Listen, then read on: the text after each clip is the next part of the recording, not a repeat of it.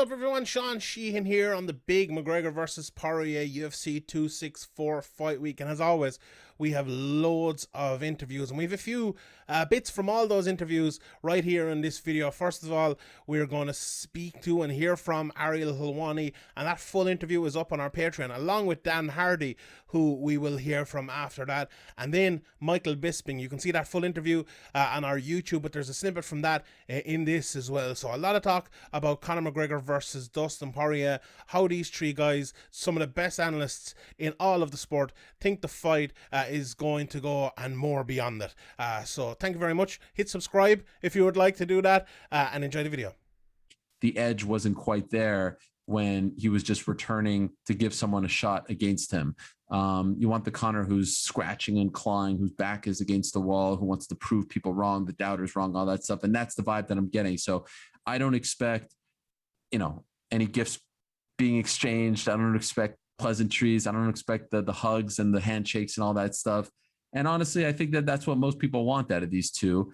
And dare I say, that's what most people want out of Conor and his foe, whether it's Nathan Diaz or, name a guy. So I expect to see that on Thursday and Friday at the weigh-ins before the fight. What's your take? I was going to ask you about the whole donation thing, and it's funny because it's like that seemed to spark this third fight off a little bit. And I thought there'd be a lot of trash talk after that, but there really hasn't been that much. I suppose Dustin did an interview this week, and he said he kind of put Conor in airplane mode, and then Conor said something back, so maybe it's starting a little bit. But I feel like Conor was kind of slighted by the whole donation thing, and then Dustin was as well, because he didn't want his foundation brought up. Now, what are your thoughts on that, and like how it ended in the end, I suppose? Yeah, I guess Dustin has talked about it. Conor really hasn't talked about it. Because as we said, he hasn't really done much of any talking leading up to this fight. But my read on it was he was bothered that Dustin made it public. I think Dustin was bothered that the wheels weren't in motion as much as he expected them to be at that point. And so, Dustin put it out there, and I think Conor saw it as sort of like a shot at his credibility, went through with the donation, but obviously didn't go with Dustin's charity. I think Dustin handled it very well in the aftermath, saying, look, at the end of the day, someone got money, so that's great. And they weren't going to get money, and it was for kids and all that stuff. But at this point, I'd be surprised if it becomes like a big thing. I feel like it's kind of past them, and could be a little bit uncomfortable when we're talking about children and camps and so you don't want them to be involved. And again, I will reiterate, I think Dustin handled it very well. He could have been really upset. There was a deal, all that stuff, but I think Conor was also upset that he put the sort of dirty laundry, if you will, out there. So I don't know. At this point, it feels like an old story, if I'm being honest. Yeah. I would tend to agree with that. And I was looking at the Countdown show, and it's funny, I haven't watched the Countdown show in a long time, but I was watching this one. And one thing that kind of struck to me is like, it feels like Dustin Poirier has found reality since the first McGregor fight, and that Conor McGregor's kind of lost reality in terms of like just being a normal human being. And how could you not, with the amount of celebrity? He was doing his Q&A, and he was talking about getting his Lamborghini, boat and everything like this. What do you think of that? Like, and I know you're a big one for mindset and the thoughts of it coming into camp, but what do you think of, like, first of all, that mindset, and also, have you heard anything from the camps, like how they're getting on in camp, or how the training is going, or anything like that? Like, the big talk after McGregor's fight was not only his mentality, but how he would change things up coming into the second fight.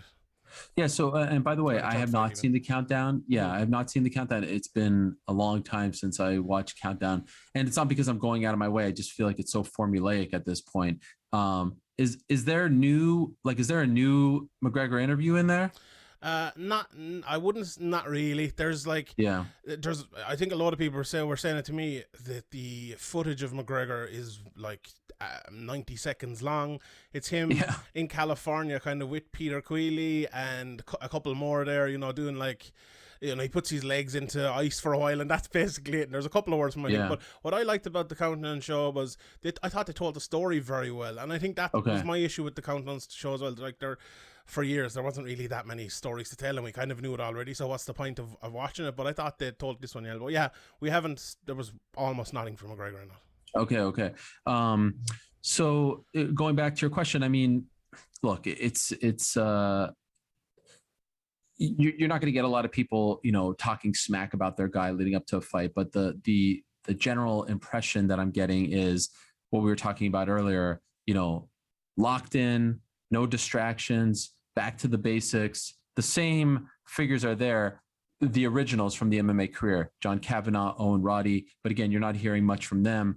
I don't believe that his old boxing coach, Phil Sutcliffe, is there. I don't think they're on bad terms, but I think the big talk was that, that he needed to go away from the boxing training and the boxing stance, if you will, the traditional stance led to his demise in that second fight. So, he's in California. He's been there for quite some time. Prior to that, he was in Dubai and obviously going to Las Vegas this week. But there's a part of me that likes the fact that if I'm going to take it from like a Conor fan's perspective, I like the fact that they're not putting too much out there, that there's this mystery, that there's, and from what I'm hearing, it's not because, let's be honest, they've talked about it in the past. There was some dissension in the past. They weren't all on the same page. There was training going on at weird hours, and there were like two ships in the night, him and the coaches. I have not heard any of that this time. I've heard that everyone's been, in good form and in good spirits, but that there's not, it's not like he's putting the cage up in his backyard and his kids are running around and all that. Like, I feel like he's going back to, old single Conor, or, when he was,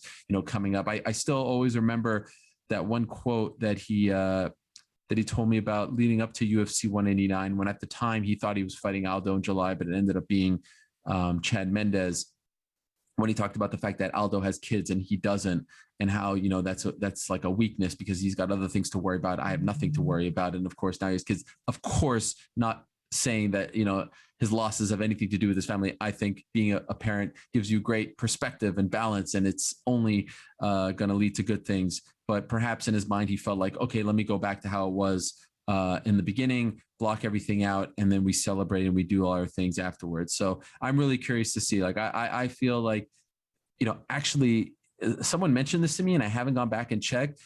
Maybe, you're good with this stuff as well. I was told that there's the same amount of days between Diaz 1 and Diaz 2 as there are between this fight and the second fight and the third fight. And it does feel a little bit, and of course they didn't, concoct this. It wasn't done on purpose, but it does feel very reminiscent of the Conor. Remember, leading up to Diaz 2, he did very little media. I remember he did like one little media day thing at the gym, and that was it. Very, very little media. So it does feel very reminiscent. Of course, that was 5 years ago. A lot has changed in his life since then. So we'll see what happens. Yeah, 100%. Last couple of things on this fight. I want your take on and I want to ask you a couple of questions about yourself as well, obviously, because you're a bit of a story over the last while as well. So we'll have to do that. What do you reckon about the pay-per-view estimates for this? Like, I feel that the Nate Diaz Israel Adesanya card that came up, they said 500,000 in America, 600,000 worldwide.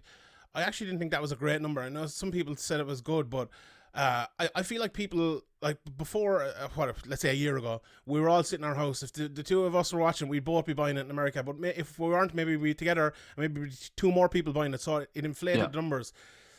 What do you think about these numbers? Do you think it's going to hit the million? Is it going to hit the 1.5 million? Or what's your take on it?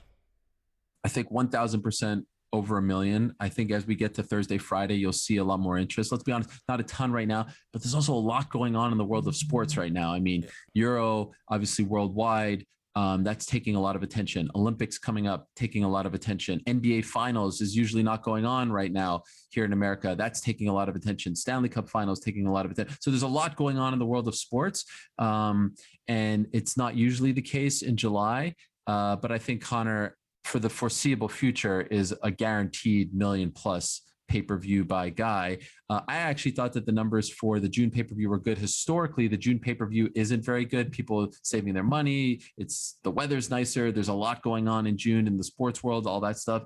And so if you look historically, they don't usually load the deck, and the numbers usually aren't great. So I thought, for Izzy coming off a loss, Vettori not being the biggest name, Edwards and Diaz didn't have a lot of heat between them. Obviously, the flyweights aren't the biggest names. I actually thought that was a really good number. If we thought back to like when they did the deal with ESPN Plus, and everyone was like, "Oh my gosh, they're just on ESPN Plus pay-per-view. There's no direct TV. There's no in-demand." I thought that there would be a much larger grace period in terms of trying to get back to the numbers that they had in their heyday on DirecTV. So I think they're in a really good spot, and I would be shocked if this doesn't do at least $1 million. Does it get to 1.5 or so? I think it depends on how the week goes, but honestly, that wouldn't surprise me as well. He's still such a big deal. He's such a big star. It feels like everyone is talking about him. Everyone knows who he is. And I think in this particular case, because he's coming off that loss and because of the story, people want to know, can he get back on track? Can he exact revenge? All that stuff. So I think they're going to do just fine. Are you still not doing predictions, or can I get a prediction off you? Or how do you think the fight will go? I suppose is a prediction more than who do you think will win? I wouldn't be surprised if it goes the distance. Oh yeah, this time, yeah, I wouldn't be surprised if it goes the distance. But I'm truly not sitting on the fence. I mean, I was at the pool yesterday, and it's very weird. I'm washing my hands, and someone just looks at me and goes, who do you think is going to win on Saturday? I'm like, excuse me, do I know you? I'm not really sure. Like, no, not even a hello. And what I said to that random person is the same thing I'll say to you. I'm not a big lines guy. Like, I don't like check on them, obsess over them, but it feels like a pick 'em. Like, you could sit here and give me the best breakdown ever for why Dustin wins, and I'll be like, yeah, you're right. You could do the same for Conor. I say, yeah, you're right. Of course, they're 1-1, but two very different fights, different times in their lives. But do you disagree? Like, do you feel like there's a surefire bet here? It feels to me like a toss-up right now. Yeah, I think if Conor has the adjustments to win the fight, I think. So when Dustin Poirier won the last fight, and I think Conor has the adjustments to win the fight, well, there you go. That's a pick 'em fight straight away there. Like, so you'd have to agree. Like, we don't know what's going on in camp. I'm like, I look at it, and I said after the last fight, I think he should look at maybe not necessarily training somewhere else, but bringing different people in and doing different things. Maybe he has done that, but I haven't seen it. And without seeing that, like, yeah. I think Poirier is probably the pick. But if you pick McGregor, I can't say you're wrong, because I do think, like, I think if the old McGregor fights that people say the karate stance, but it's more than that. I think he can win it, but I don't know if he's physically fit enough to do that. Like, how do you manage not going out and expending everything in round one and pacing yourself for 5 rounds? That's like the impossible task. Is there any thing you could tell us about how you could possibly do that, or do you just go out and throw everything out there in round one and see if you win, and if you don't, that's how the cookie crumbles, I suppose? Well, I think he's got two options. I think he can be strategic about it, and I think he can be, pace himself a little more and wait for the finish to present itself more than try and force the point like he did in the second fight. I mean, you look at the first fight, and he wasn't really forcing the point there. He threw more but landed less strikes. I know that. I mean, I know Poirier's success rate was 52% and McGregor's was 23%. So he was throwing a lot of stuff just to kind of posture, not really throwing to invest or to really land. And I think that patience pays off for him, especially, if it does get back to the stall at the end of the first round, at least he knows he's not thrown everything. And one of the points I make as well is if you go back to his UFC debut against Marcus Brimage, he was fresh counter-punching in that fight. And most of the time since, he's been pressuring, pushing forward on the front foot. It might be smart to let Poirier do a little bit of work in this fight and let him come to McGregor, because that rear uppercut that he's got, as well as his counter left, they're both dynamite punches, but only when he's throwing them on his terms. If he's throwing them under pressure, it's a different thing. I think, like, watching McGregor from obviously the outside perspective, I think he's changed. He's from that kind of counterpuncher to an aggressive counterpuncher, maybe, to like this boxer in the pocket who is aggressive and countering when he can as well. And I think it's interesting to see which one he comes out as. But I've speculated a couple of times this week on the podcast and different places that if anyone who's seen the documentary has seen the knee problems that Conor McGregor has had, do you think like his adjustment in style is a function maybe of that? Or is it a function of going over to boxing, maybe falling in love with boxing and falling in love with that way of kind of fighting, and maybe getting carried away with that as well a little bit? I think a big part of it is that he's found the range where his attributes really work well for him. Most of the time when he's stepping in there, he's faster and more powerful than his opponent. So by putting himself into a range where he can, use his speed to get out of the way of their initial attack and utilize their forward movement against them with his counter punches, that's always a more favorable situation for him. You think back to the first round of the first Nate Diaz fight. He threw a lot of punches that just kind of cuffed him on the side of the head or shoulder. A lot of energy was wasted there. it's much better for him when the person's moving in his direction, so he's landing his shots. And I think a part of the reason why he likes to pressure is because it forces people to throw, to try and keep some space between them. I don't think it's the best thing to do in a direct attack. And I think, if he is invested heavily in boxing, that would be his style in boxing. But in MMA, there are other things you have to consider. It's the reason why, it works so well for Gennady Golovkin. It worked really well for Julio Cesar Chavez. Heavy front foot fighters that pressure you to throw and then slip and counter. But in MMA, you have to take into consideration the low kicks and, the shape of the space that you're working in. It changes a lot. And I don't know whether McGregor's maybe lost sight of that, or maybe he was just a bit hard-headed in the last fight. I do think we'll see a different version of him this time around, though. I want to ask you about those low kicks as well, and I feel like sometimes like someone comes out and kicks the calf and they win the fight, no problem. But I think a lot of fights we've seen recently, from that Closa J. fight, I think was one of the first ones, and that was probably a few years ago now, where one guy is actually like winning the fight. If you were to look at the fight, like he's pushing forward, he's landing the shots, but then suddenly he's lost. And you could almost say the same for Conor McGregor. I think it's more complicated than that with that fight against Poirier. But and there's been loads of fights since who've gone that exact same way. One guy's winning, and suddenly he gets kicked 3 or 4 times in the calf, and everything he's done is over. How hard is it for a fighter? Let's say you're fighting someone, you're winning that fight, and you realize you've taken 1-2 calf kicks. You have to change up a winning game to adjust, to be defensive, to stop taking those calf kicks. How tough is that to do if you're someone, say, like a McGregor or anyone fighting against those calf kicks like that? I think it's really difficult. And I think this is where we're going to start seeing the depth of fighters' games in the future. Because, I think if in 10 years' time, you look at a fighter stepping into the octagon and say, oh, they're orthodox or they're southpaw, we're looking at a person that's got half a skill set. I think what MMA is proving to us is that both stances are necessary. Even if you have a preference, you need the option for both. And the other thing that we know about high-level MMA is that in competitive fights, it's the smarter fighter with the ability to adapt that usually overcomes. And that's, I can't say we've not seen that from McGregor, because we have. I just don't know if he's got the ability to adapt his game for someone like Poirier. I think his safer route is to bank on his usual game plan, which is the counter left hand, and invest in low kicks himself to try and balance the battle out. But honestly, I've been thinking about it quite a lot. I think there's a physiological change in a fighter when they get hit on that tibial nerve. That point right at the front side of the calf where people seem to be vulnerable. It's a nerve right close to the surface of the skin, and it can be impacted really quickly.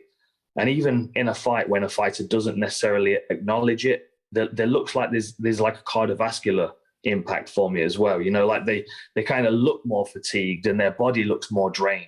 And I wonder what it actually takes out of an individual, because I think it's more than what we anticipate. McGregor's got to have either a counter for it, or he's got to use it against Poirier and be more effective with it. I think it's the only way of balancing it out. But we will see adaptations. It's just the McGregor boxing stance. It just doesn't suit that game plan. He needs a long left counter to discourage Poirier from throwing it. Do you think like the early McGregor game plans, where there was lots of those, those big wheel kicks and hook kicks and things like that?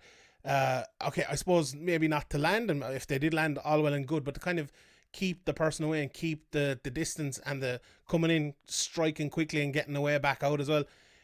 To me, that looks like the answer for what Poirier brought them the first time. Do you think it is as well? I certainly think it's the more efficient way of him controlling the center. It keeps an air of confusion in his opponent's head, because they're not exactly sure what's going on, and they're not really concerned with the kicks, because they can see he's not throwing them with intention. But what they're concerned with is where he's going to land and how he's going to set the left hand up behind it. So people do tend to give space and move back and work off the fence when he starts doing that. One thing I will say to it though is, well, 2 things. One is the first time he fought Poirier landed a good inside low kick when he was throwing his third, back. It was a back kick, his third long range kick, and took him off his legs. And Dennis Siever did the same thing a couple of times as well. So there is a risk there when he's doing it. But I also think the benefit when he's got that style is that he's light on his lead leg.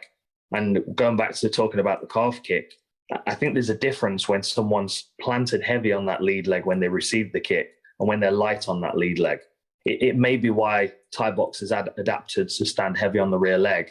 They may have had the calf kick introduced 50 years ago and have already worked through that process. But I do think there's something in the leg being heavily weighed on when it's receiving the kick for it to be more damaging. Yeah. A couple more questions on this. I really appreciate the time. We talked the last time about the Southpaw versus Southpaw dynamic, and I suppose everything we've kind of talked about here is intrinsically that because they're both Southpaws. But how do you think that worked out? You kind of called it exactly, I suppose, the last time we spoke. Do you think there will be any changes? You said, and I think it's a very smart thing. It's like, it's like thinking about where MMA has come from and where it might be going. To be like one-sided is probably only to be half a fighter. It was funny. I was listening to Dustin Poirier doing an interview yesterday, and he said he's the best switch hitter in MMA, that he can hit from both sides, and it was a right hand from the orthodox stance that he actually hurt McGregor with more than anything. And I think that's very true. I think he did. So looking forward to this one, do you think it will be a Southpaw versus Southpaw dynamic again, or do you think we will see maybe a bit of switch hitting or a lot more switching between stances in this one? I think we'll certainly see more of it from Poirier. I think McGregor, but there's going to be pressure on McGregor coming into this one because he doesn't want to lose 2 in a row to Poirier. It damages everything that he's doing in the rest of his life. His brand would take a hit. So I think he's going to stick to what he knows best, which will be Southpaw. I think Poirier's been adapting over the years and has added a really good orthodox game to his arsenal, but it tends to be much more stepping through to that stance from Southpaw. If you look at the first round of the Max Holloway fight, it was a clip I picked out for my breakdown show on BT. He throws his rear left hand almost as if he's throwing it with the intention to land, to carry him through to orthodox so he can come over with the right hand power shot. And that's what, that was the thing that really caught Max early in that fight and started his downfall. And that's called the Ketchel shift. There was a boxer in the 1930s, Stanley Ketchel, that used that step through. What I like about it with Poirier is that he bolts low kicks onto the end of it as well as the overhand. And he also works really well once he's got someone crowded up against the fence. So if he's stepping through and throwing power punches or power low kicks on it, he's going to force somebody up against the fence where then he's got them in that stage where he's trapped them. And then he can go to work. And then he doesn't even think about his footwork at that stage. It's so automatic for him because he's a headhunter. It's a secondary thing for him. Stepping through is going to be really good, pushing McGregor back, because if you stay in one stance, it's so difficult to move backwards at speed when someone's chasing you down. And the advantage that Poirier would have is he cover more distance stepping through. Another question, and this is one I probably should have asked earlier, but the lead hand uppercut that McGregor throws sometimes with his right hand, I think people do they call it a bolo punch. James Gallagher threw the same one against Ricky Bandejas. I watched that, right, and he threw it against Eddie Alvarez very, very well and very effectively. But in most fights, when most fighters throw it, I feel like it's a very, very dangerous punch and leaves you, if it lands great and it can have great effect, but it leaves you very, very open. That punch is a punch that's kind of coming into MMA a little bit more. Can you just tell us a little bit about that punch and about like the issues with it, I suppose, more than anything else? Yeah, I mean, it's an effective punch for certain fighters for certain reasons, and I mean, I call it like a shovel punch or like a screw punch. It's almost like a screw jab. Some people will use that and they'll turn as they throw the punch. Usually, what you find, that punch works really well for guys that that are notorious for their rear hand power. So when McGregor throws his left hand, he has the respect of the space in front of him, so people generally don't try and counter him. They'll tend to move away from that left hand, which then allows him to load the lead leg to then fire the uppercut or the shovel punch. The other guy that reminds me all the time is Robbie Lawler.